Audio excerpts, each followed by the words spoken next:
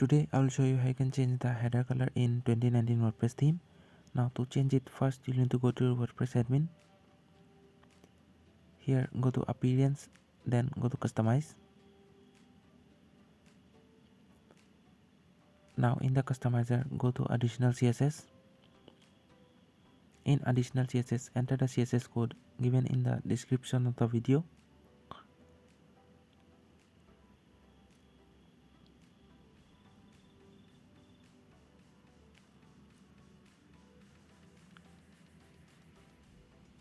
In the CSS code, change the background color to whatever you like.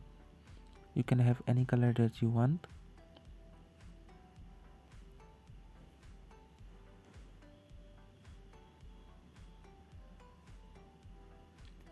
Once you have got your desired color, click on the publish button to save the changes.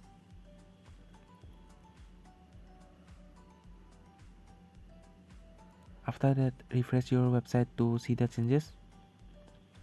There you go. That's how you can change the header color in 2019 WordPress theme. Now, if you need any more help with this tutorial, then you can comment down below in the comment section. Thank you.